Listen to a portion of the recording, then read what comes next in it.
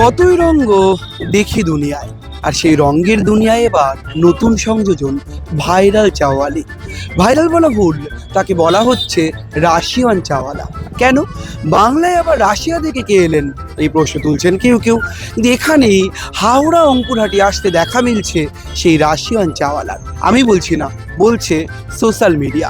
সত্যিই কি তাই? রাশিয়া থেকে তিনি এসছেন, নাকি তার জীবনেও রয়েছে অনেক গল্প, অনেক সত্যি কাহিনীর কথা? সেই অঙ্কুরহাটি টিয়ামো যে চায়ের দোকান ভাইরাল হয়েছে সম্প্রতি, সেই ভাইরাল দিদির খোঁজ নিয়েই আমরা আজ পৌঁছে গিয়েছি হাওড়াতে।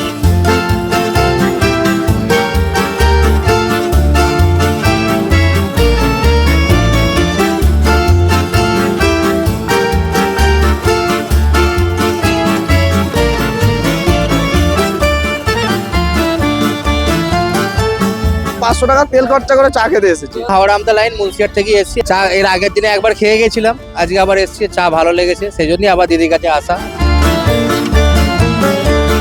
উনি আমার দিদির মতো, আর আমি দেখছি এখানে শুধু ছেলেদেরই ভিড়, মেয়েরা প্রায় কম, কাউকে দেখতে পাচ্ছি না। আমি বলি আমি একবার যাই এত ছেলেদের মাঝখানে, আমি একবার মেয়ে গিয়ে দেখি কে। খুব সুন্দর লাগে, ভালো চা, ভালো লাগে চা। আমরা চা লাভার, টি লাভার, চা একটু বেশি পছন্দ করি।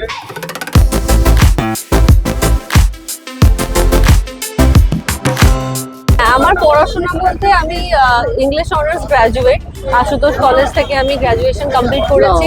তারপরে আমি ফ্র্যাঙ্কলিন থেকে এভিয়েশন ম্যানেজমেন্ট করেছি। এছাড়া আমি ব্রিটিশ কাউন্সিল থেকে বিজনেস কমিউনিকেশন নিয়ে আমি কোর্স করেছি। এছাড়া আমি মডেলিং দিয়ে আমার ক্যারিয়ার স্টার্ট করেছিলাম। তারপরে সেখান থেকে আমি যাই এডুকেশন ইন্ডাস্ট্রি, কর্পোরেট। আমি কিছুদিন কাতার এয়ারওয়েজে ফ্লাইও করেছি। তো তারপর আমার মনে হয়েছে কি একটা স্টার্টআপ আমার নিজস্ব কিছু করার দরকার আছে, তাই জন্য আমি আজকে একটা ছোট স্টার্টআপ দিয়ে স্টার্ট করছি। আমি মডেলিং করেছি, আমি কর্পোরেটে জব করেছি, আমি এডুকেশন ইন্ডাস্ট্রিতে গেছি। আমার বাড়ির ফ্যামিলিতে যেরকম নর্মালি হয়ে থাকে কি মেয়ে মানে সব থেকে সেফেস্ট জব হচ্ছে অ্যাজ আ টিচার। তুমি এডুকেশন ইন্ডাস্ট্রিতে যাও, সেখানে তুমি যা সম্মান পাবে তুমি অন্য কোথাও পাবে না। আমি বাড়ির কথা শুনলাম, আমার মনের কথা, যেটা প্রত্যেকটা মেয়ের একটা ইচ্ছা থাকে কি লাইফে একটু অ্যাক্ট্রেস হবো, মডেল হবে, আমি সেই ইচ্ছাও পূরণ করলাম। তারপরে আমার খুব গ্ল্যামারাস লাগতো কি আমিও ফ্লাই করবো লাইক আ বার্ড, তো আমি সেই কাজও করলাম। কিন্তু এন্ড অফ দ্য ডে না, আমি কোথাও না কোথাও সেই শান্তিটা খুঁজে পাচ্ছিলাম না। তারপরে যখন আমি এডুকেশন ইন্ডাস্ট্রিতে গেছি, সেখানে যখন আমি কাজ করছি, তো সেখানে আমি না নিজের 100% তো দূরের কথা, আমি 10%ও দিতে পারতাম না।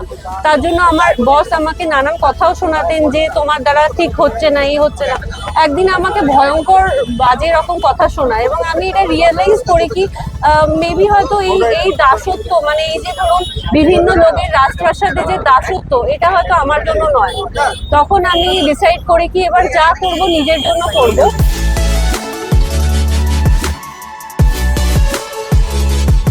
হাওড়ার অঙ্কুরহাটি থেকে একটুখানি এগোলেই দেখা মেলে এই দোকানের, যে দোকান সম্প্রতি ভাইরাল হয়েছে, যার কথাই বলছিলাম আমরা। এই দিদিকে দেখতে ভিড় জমান বহু মানুষ, কেউ আবার আসেন দূর দূরান্ত থেকে, কিলোমিটারের পর কিলোমিটার বাইক চালিয়ে একেবারে ছেলেদের ভিড় জমে সন্ধ্যা হলেই এই টিয়াম, অর্থাৎ যে চায়ের দোকান খুলেছেন রাশিয়ান দিদি পাপিয়ার কাছ থেকে জানবো ঠিক কেন তার দোকানে এত ভিড়, আর রাশিয়ান দুধের চা, রাশিয়ান দিদি তাকে কেন বলা হচ্ছে, সেই বিষয়েও বিস্তারিত জানাবো আপনাদের। প্রথমে আমি ভেবেছিলাম যে সবাই হয়তো ব্যাপারটাকে খুব গ্ল্যাডলি অ্যাকসেপ্ট করবে, কিন্তু সেই জায়গায় আমি এমন কমেন্ট এমনও পাই যেটা লোকজন আমাকে করে যে আপনি এখানে দোকান খুলেছেন, একটা মেয়ে হয়ে দোকান খুলেছে তো আমাদের বদনাম হচ্ছে। আপনি দোকান খুলেছেন ঠিক আছে, কিন্তু আপনি ওখানে আসবেন না, আপনি লোক দিয়ে চালান, কেন মেয়ে হয়ে এই কাজটা করা যাবে না? তো আমি এরকম জিজ্ঞাসা করলাম কি যে কেন মেয়ে হয়ে আমি এক্সপিরিয়েন্সড, আমি যথেষ্ট এডুকেটেড, তো আমি যদি একটা ছোট থেকে শুরু করি তো অসুবিধা কোথায়? কিন্তু না, লোকেদের বক্তব্য যে যদি সত্যিই আপনি এরকম ব্যাকগ্রাউন্ড থেকে আসেন তাহলে নিশ্চয়ই আপনার অন্য কোনো ব্যাপার আছে, তাই জন্য আপনি আজকে চায়ের দোকানে বসে আছেন।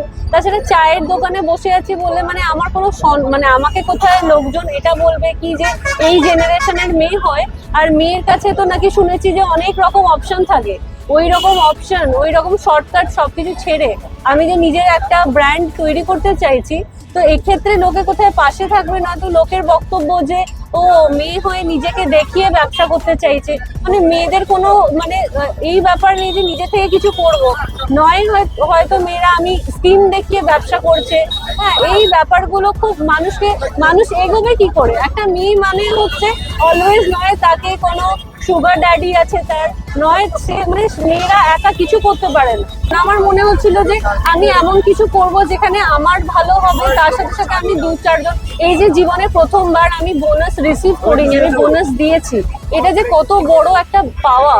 বা আমি একটা মানে লোকে তো আমার কোনো চাকরি হচ্ছে না, আমি বাড়িতে বসে আছি, এইগুলো বলাটা খুব ইজি।